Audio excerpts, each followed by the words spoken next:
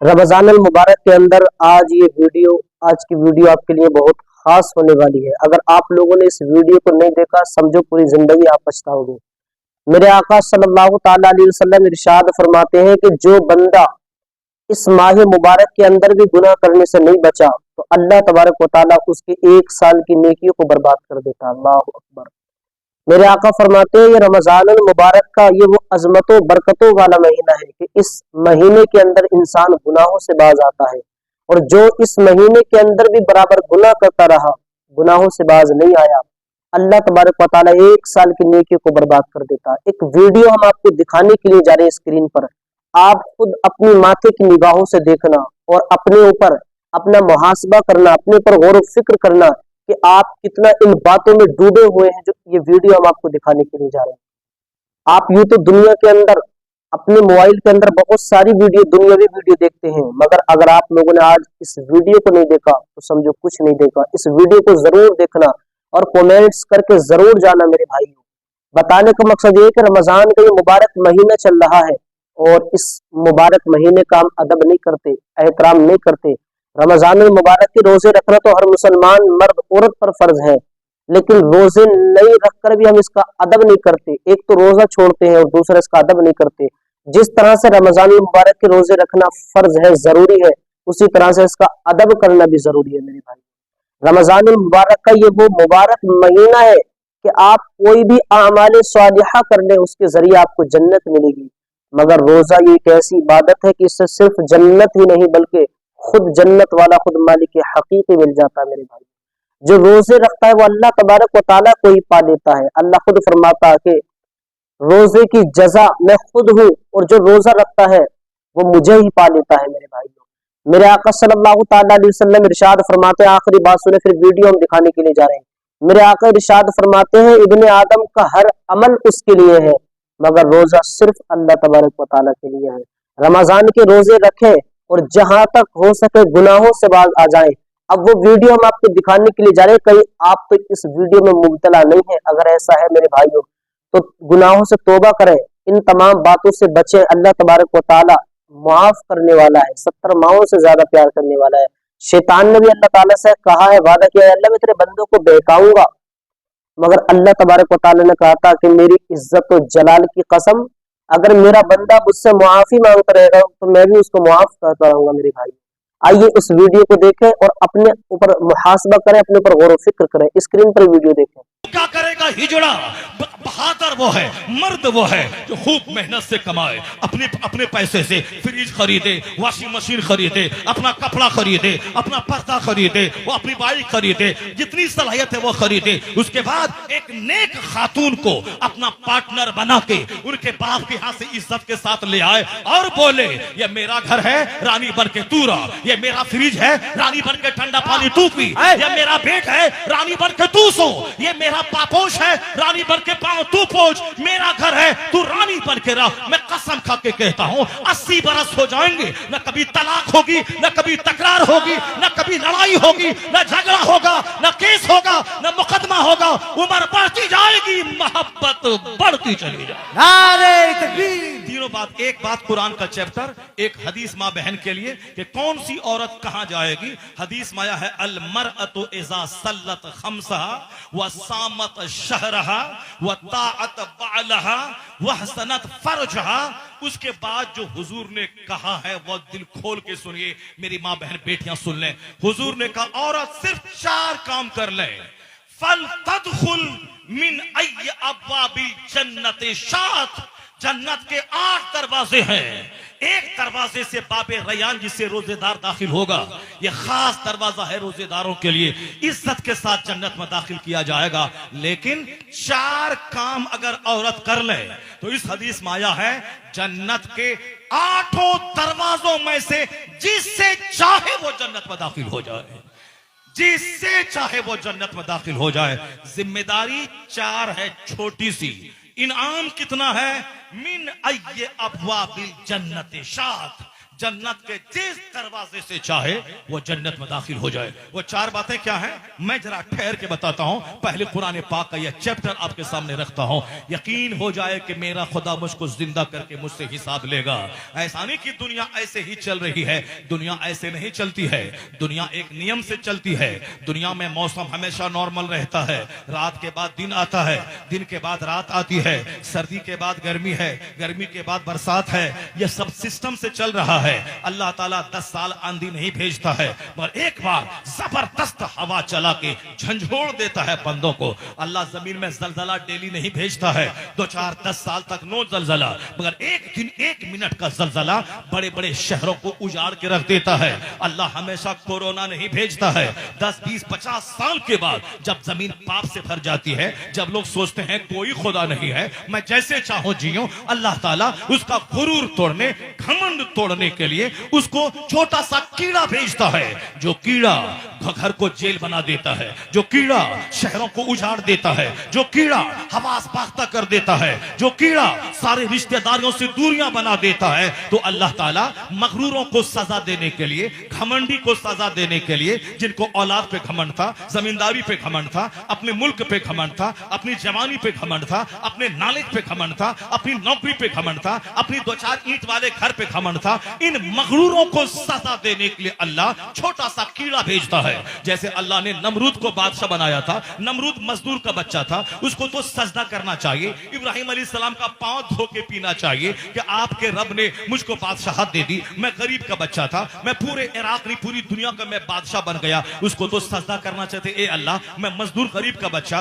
तूने मुझको पूरी दुनिया का हाकिम बादशाह बना दिया, उसको तो सजदा करने से फुर्सत नहीं मिलनी चाहिए। लेकिन नहीं, मालदारी गुरूर लेके आती है, मालदारी सबसे पहले दिमाग बदलती है, मालदारी उस दिमाग बदलने के बाद शहवत लाती है। यानी मालदार लोग जब तक जिना न करें वो कोई मालदार है, मालदार जब तक शराब न पिए वो कोई मालदार है। अगर वो जिना शराब से बच भी जाए, घमंड से बच नहीं पाएंगे। जो मैं खाता हूं कौन खाता होगा, जो मैं मकान बनाया हूं कौन बनाया होगा, जो मैं गाड़ी खरीदता हूं कौन खरीदा होगा। अल्लाह ताला ने नमरूद के दिमाग में जब कीड़ा काटा कि मैं खुदा हूं, मैं पूरी दुनिया को चलाता हूं, अल्लाह ने छोटा सा मच्छर भेज दिया। अचानक नहीं भेजा कि आज नमाज नहीं पढ़े तो जमीन में धंसा दे, ये रोजा का महीना आ रहा है, जो रोजा नहीं रखेगा आसमान से पत्थर गिर जाएगा। ये सिस्टम अल्लाह का नहीं है।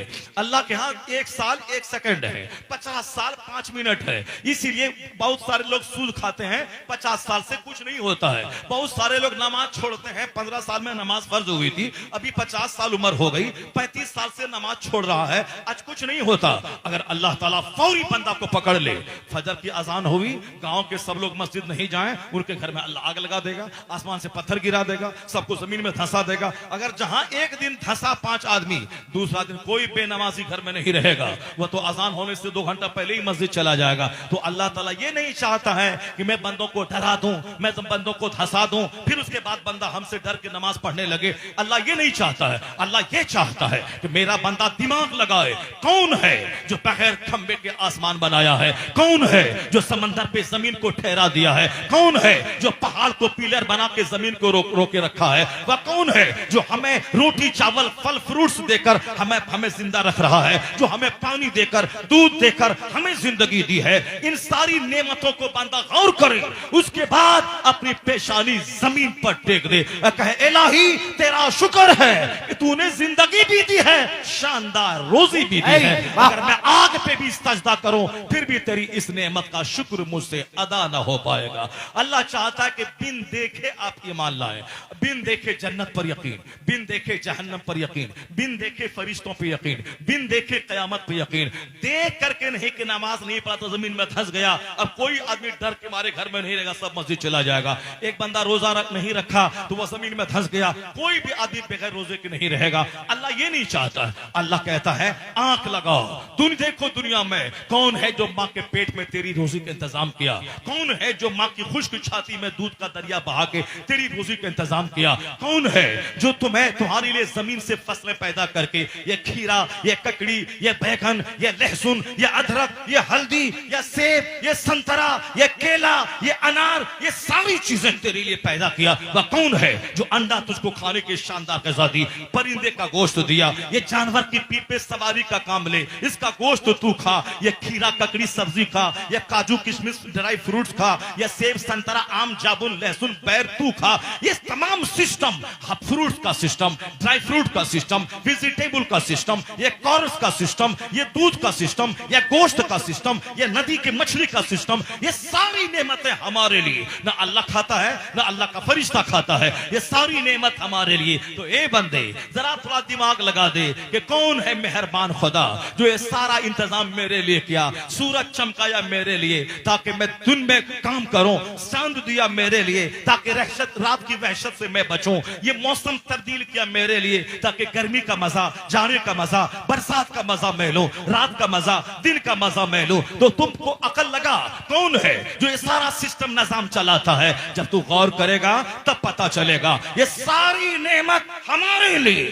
गेहूं धान मेरे लिए, लहसुन प्याज मेरे लिए, सेब संतरा मेरे लिए, आसमान मेरे लिए, जमीन मेरे लिए, पानी मेरे लिए, हवा मेरे लिए, आग मेरे लिए, नदी नाला डेजर्ट पहाड़ मेरे लिए। मैं किस काम के लिए? तो एक आवाज अंदर से आएगी, सारी नेमत तुम्हारे लिए और तुम्हारी पेशानी का सजदा नेमत देने वाले खुदा के लिए। सारी जिंदाबाद, सारी नेमत तुम्हारे लिए और तुम अल्लाह की इबादत के लिए, तुम अल्लाह की इबादत के लिए खूब रोटी चावल खा, खूब फजर में सजदा कर, जोहर में सजदा कर, असर में सजदा कर, मगरिब में सजदा कर, इशा में सजदा कर। फजर से लेके जोहर तक कोई नमाज फर्ज नहीं है।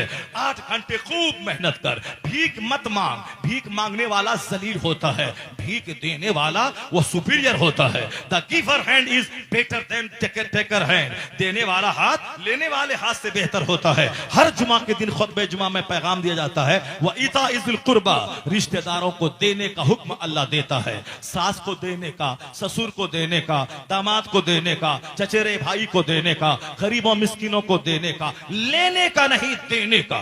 और जो देने वाला होगा वह जब तक पास में पैसा नहीं तो कहां से देगा? पैसा ऐसा दे हो हमारे पास कि मैं खुद खाऊं, गरीबों को खिलाऊं, मैं खुद खाऊं, अपने रिश्तेदार को दूं। ऐसा नहीं कि ईद के दिन मुंह चुरा के बैठ जाऊं कि ससुर वहां से सेवई भेज देगा, ससुराल से कपड़ा आ जाएगा, ससुराल वाला वहां से जूता चप्पल भेज देगा। नहीं भेजा तो मुंह फुला के बैठ जाए, अब उसके यहां नहीं जाएंगे। यानी 10 साल देता रहा तो वाह वाह, एक बार गरीब था बेचारा, नहीं दिया तो मुंह फुला के बैठ गया, नहीं जाऊंगा तुम्हारे घर में, नहीं जाऊंगा तुम्हारे घर में। ये सब हिजड़ों की कहानी है, ना मर्दों की कहानी है, खसीसों रजीलों जलीलों की कहानी है। क्यों जलील बनना चाहता है? तू बहादुर बन कि तू अपने बाप को भी दे, ससुर को भी दे, इतना कमा कि अपनी माँ को भी दे, सास को भी दे, इतना कमा अगर तेरा अपना भाई गरीब है उसे भी दे और अपना साला गरीब है उसे भी दे। ऐसा नहीं कि सास ससुर को तू नकार दे, नहीं, वह तेरी बीवी की माँ है, वह तेरी बीवी का बाप है या तुम्हारा बाप है। इतना कमा मेहनत से कि अपने माँ बाप को भी दे, अपने सास ससुर को भी दे। हाथ मत फैला, मेहनत से कमा। अल्लाह फजर से लेके जोहर तक कोई नमाज फर्ज नहीं किया है, क्योंकि वह वक्त है कमाने का, वह वक्त है मेहनत करने का। मेहनत कर, कमा, मोहताज मत रह, हाथ मत फैला। रमजान के दिन में भिखारी मत बन जा। ज़कात देगा वो जिसके पास 1 लाख है 2500 निकालेगा, 1 करोड़ है 2.5 लाख निकालेगा, 100 करोड़ है 2.5 करोड़ निकालेगा। वह निकाल के अगर कोई मोहताज अपाहिज माजूर है उसको देगा, फकीर मिस्किन को देगा। तुम हाथ मत फैला। मुसलमान भिखारी कौम नहीं है कि रमजान के दिन में हर चौराहे पे भिखारी, हर सड़क पे भिखारी, जामा मस्जिद की सारी सीढ़ियों पे भिखारी, हर गांव समाज में भिखारी। यानी सबसे ज्यादा भिख मंगी कौम यही मुसलमान कौम हो गई है।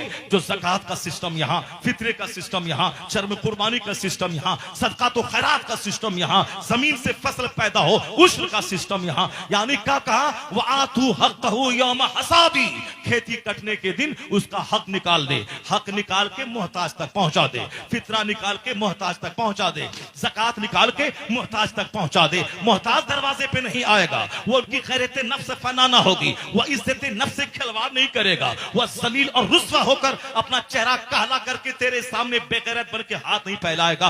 तुझको देना है, माल तेरे पास है, उसका हक निकाल के तुझको हकदार तक पहुंचाना है। यहूदी के यहाँ कोई भिखारी नहीं, क्रिश्चियन के यहाँ कोई भिखारी नहीं, और हिंदुस्तान में एक मुट्ठी भर कौम है सिख के यहाँ बहुत मुख्तसर 5% भिखारी। हमारे यहाँ रमजान के दिनों में लगता है कि सारी कौम भिखारी हो गई है। देने वाला 5 है, लेने वाला 95 है। या सिर्फ जमीर मुर्दा हो गया है, सोच छोटी हो गई है। क्यों कि साहब ससुर ही कपड़ा देगा, ससुर घड़ी देगा।